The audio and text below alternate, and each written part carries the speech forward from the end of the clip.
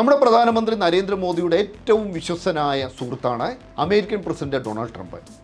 രണ്ടാമത്തെ വിശ്വസനായ സുഹൃത്താണ് ഇസ്രായേൽ പ്രധാനമന്ത്രി ബെഞ്ചമിൻ നെതന്യാഹു. ഈ രണ്ടു പേരും ചേർന്നാണ് ഇറാനെ ആക്രമിച്ചത്. ഇറാൻ യുദ്ധത്തെ തുടർന്നാണ് ലോകത്തിപ്പോൾ വലിയ സാമ്പത്തിക പ്രതിസന്ധി ഉണ്ടായിരിക്കുന്നത്. എന്നാൽ നമ്മുടെ പ്രധാനമന്ത്രി നരേന്ദ്രമോദി ഇപ്പോൾ പറയുകയാണ് ജനങ്ങളെല്ലാവരും ചെലവ് ചുരുക്കണമെന്ന്.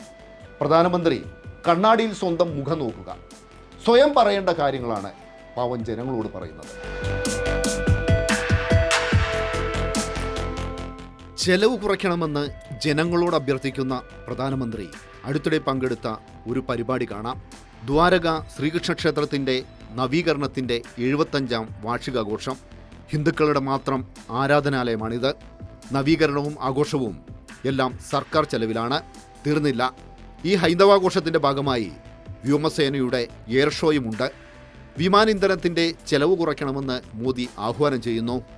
ഇതേ മോദി ഹിന്ദുത്വ രാഷ്ട്രീയ ആഘോഷത്തിനായി വ്യോമസേനയെ കൊണ്ട് ക്ഷേത്രത്തിനു മുകളിൽ എയർ ഷോ സംഘടിപ്പിക്കുന്നു.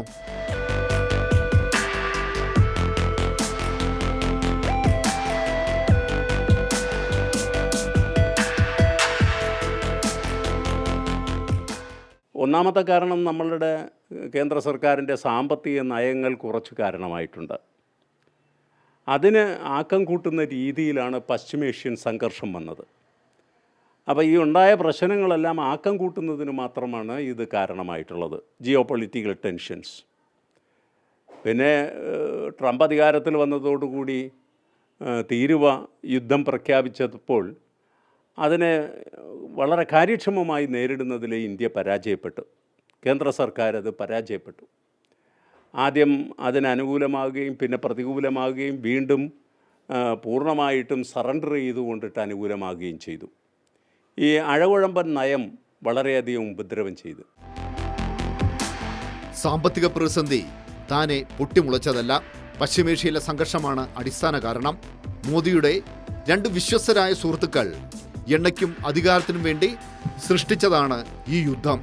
ഇസ്രായേൽ അമേരിക്കൻ പിന്തുണയോടെ ഇറാനെ ആക്രമിച്ചു. സ്വയം പ്രതിരോധിക്കാൻ ഇറാൻ ഹോർമൂസ് കടലിടുക്ക് അടച്ചു.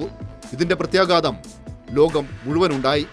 ഇന്ത്യയിലാണ് ഏറ്റവും രൂക്ഷമായ പ്രത്യാഘാതമുണ്ടായത്.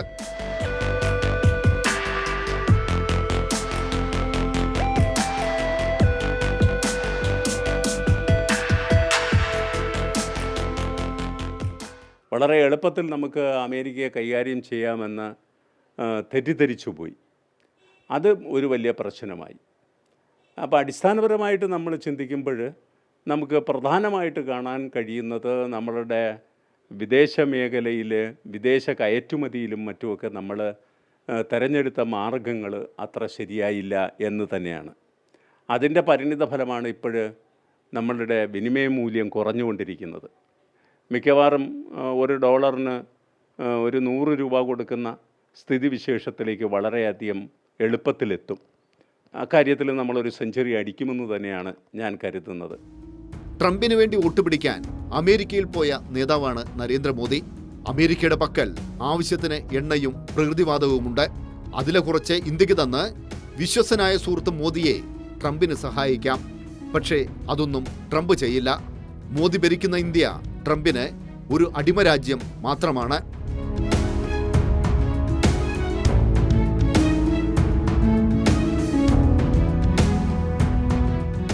ഇപ്പോൾ പെട്രോളിനും ഡീസലിനും വില കൂട്ടിയിരിക്കുകയാണ്. നേരത്തെ തന്നെ പാചകവാതകത്തിന് പ്രത്യേകിച്ച് കൊമേഴ്ഷ്യൽ ആവശ്യത്തിന് വലിയ വിലയാണ് കൂട്ടിയിരിക്കുന്നത്. ഇതെല്ലാം സാധാരണക്കാരൻ്റെ ജീവിതത്തെ വളരെ ദുസ്സഹമാക്കുമെന്നുള്ളതിൽ സംശയമില്ല. 2026 ഇന്ത്യയെ സംബന്ധിച്ചിടത്തോളം സാധാരണ ജനങ്ങൾക്ക്, ലോവർ മിഡിൽ ഇൻകം ക്ലാസ്സിന് ഒക്കെ തന്നെ വളരെ ദുസ്സഹമായിട്ടുള്ള ഒരു വർഷമായിട്ട് മാറുമെന്നുള്ള സൂചനകളാണ് ഇതിൽ നിന്ന് ലഭിക്കുന്നത്. നരേന്ദ്രമോദി ഇസ്രായേൽ സന്ദർശിച്ചു. ഇസ്രായേൽ ഇറാനെ ആക്രമിക്കുന്നതിന് തൊട്ടു മുമ്പായിരുന്നു ഈ സന്ദർശനം. ഇസ്രായേൽ ഇറാനെ ആക്രമിക്കാൻ പോവുകയാണെന്ന് മോദിക്ക് നന്നായി അറിയാമായിരുന്നു. രാജ്യത്ത് എണ്ണയുടെയും പാചകവാതകത്തിൻ്റെയും കരുതൽ ശേഖരം ഉറപ്പുവരുത്തേണ്ട സമയത്ത് മോദി ഒന്നും ചെയ്തില്ല. അമേരിക്കയും ഇസ്രായേലും ചേർന്ന് ഇറാനെ കീഴടക്കി ഒരു അടിമരാജ്യമാക്കി മാറ്റുമെന്നാണ് മോദി കരുതിയത്. അതോടെ ഇന്ത്യക്ക് ആവശ്യത്തിന് എണ്ണയും പ്രകൃതിവാതവും ലഭിക്കുമെന്ന് മോദി കരുതി. എന്നാൽ ഇറാന്റെ കരുത്ത് ട്രംപിനെ പോലെ നെതന്യാഹുവിനെ പോലെ മോദിയും തിരിച്ചറിഞ്ഞില്ല. ഇറാൻ ശക്തമായി തിരിച്ചടിച്ചു. ചൈനയും ജപ്പാനും കൊറിയയുമെല്ലാം എണ്ണയും പാചകവാതകവുമെല്ലാം ശേഖരിച്ചപ്പോൾ മോദി ഒന്നും ചെയ്തില്ല. ഇതിൻ്റെയെല്ലാം അമിതഭാരം ഇപ്പോൾ പാവപ്പെട്ട ജനങ്ങളുടെ തലയിൽ കെട്ടിവെക്കുകയാണ്.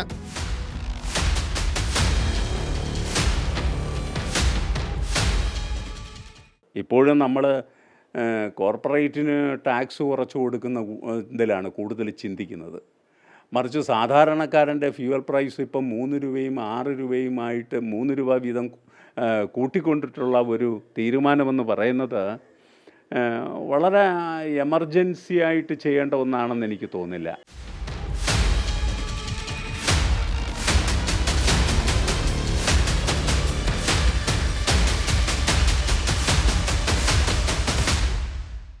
പെട്രോളിയം കമ്പനികൾക്കെല്ലാം നഷ്ടമുണ്ടെന്നുള്ളതാണ്, വലിയ നഷ്ടമുണ്ടെന്നുള്ളതാണ്. സത്യത്തിൽ ഇത് അണ്ടർ റിക്കവറീസ് എന്നാണ് സാങ്കേതികമായിട്ട് പറയുന്നത്.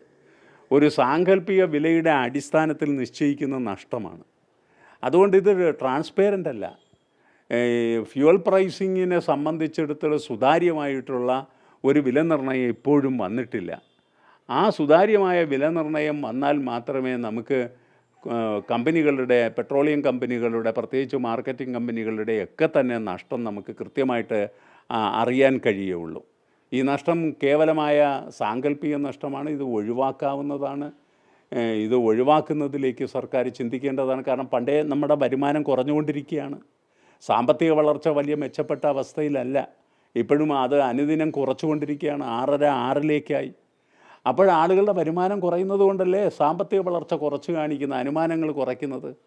അതിൻ്റെ ഇടയ്ക്ക് ഇടിത്തി പോലെ ഈ വില കൂട്ടുന്ന അവസ്ഥ വരുമ്പോൾ ഞാൻ നേരത്തെ സൂചിപ്പിച്ചതുപോലെ തന്നെ സാധാരണ ജനങ്ങളുടെ കാര്യം വലിയ കഷ്ടത്തിലാകും. എലൈറ്റ് ക്ലാസ്സിനെ സംബന്ധിച്ചിടത്തോളം ഒരിക്കലും പേടിക്കേണ്ടതില്ല.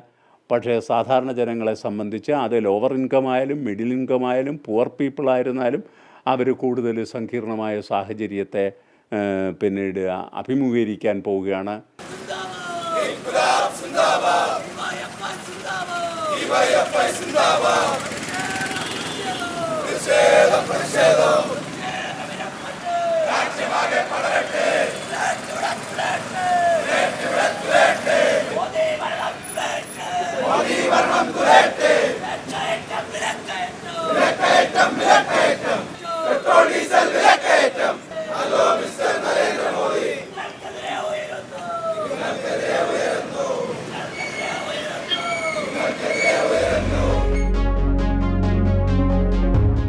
ആഗോള രാഷ്ട്രീയത്തിലെ സമവാക്യങ്ങൾ മാറുകയാണ്.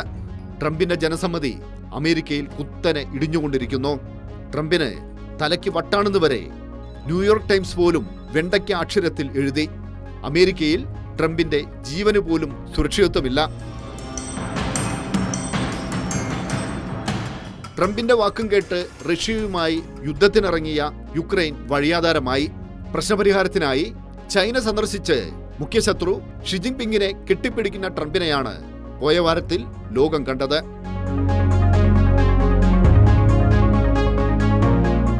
വിദേശ നയത്തിലും സാമ്പത്തിക നയത്തിലുമെല്ലാം മോദിയുടേത് സാമാന്യ യുക്തിക്ക് നിരക്കാത്ത ഭ്രാന്തൻ നയങ്ങളാണ്. നോട്ട് നിരോധനത്തിന്റെ ദുരന്തങ്ങളിൽ നിന്നും രാജ്യം ഇതുവരെ മുക്തരായിട്ടില്ല.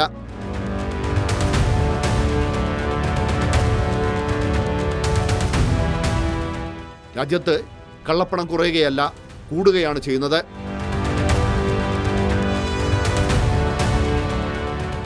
ഒരു രാജ്യത്തിൻ്റെ ഗതിവിഗതി എങ്ങോട്ടായിരിക്കുമെന്നുള്ളതിന് ഏറ്റവും വലിയ ലക്ഷണമാണ് എയർലൈൻസിൻ്റെ പ്രവർത്തനം. ഇപ്പോൾ എയർ ഇന്ത്യ തന്നെ അനേകം സർവീസുകൾ കട്ട് ചെയ്തു. ഫ്യൂവലിൻ്റെ ക്ഷാമമുണ്ട്, മറ്റു പല പ്രശ്നങ്ങളും കൊണ്ടിട്ട് അത് കട്ട് ചെയ്തു. ഇത്ര ശക്തമായിട്ടുള്ള ഒരു മാനേജ്മെൻറ്റുള്ള, ടാറ്റയുടെ മാനേജ്മെൻറ്റുള്ള എയർ ഇന്ത്യ തന്നെ ഒരു ക്രൈസിസിലേക്ക് നീങ്ങുകയാണ്. ഇക്കണക്കിന് പോയാൽ അതെങ്ങോട്ടെത്തുമെന്നും നമുക്ക് പറയാൻ പറ്റില്ല. അതുകൊണ്ട് അക്ഷരാർത്ഥത്തിലും നമ്മളൊരു 2026 ഇന്ത്യയെ സംബന്ധിച്ചിടത്തോളം വളരെ ക്ലേശകരമായിട്ടുള്ളൊരു വർഷമായിരിക്കുന്നതിൻ്റെ എല്ലാ ലക്ഷണങ്ങളും കണ്ടു. കോവിഡ് മഹാമാരിയുടെ കാലത്ത് പാത്രം കൊട്ടാനാണ് മോദി ആഹ്വാനം ചെയ്തത്.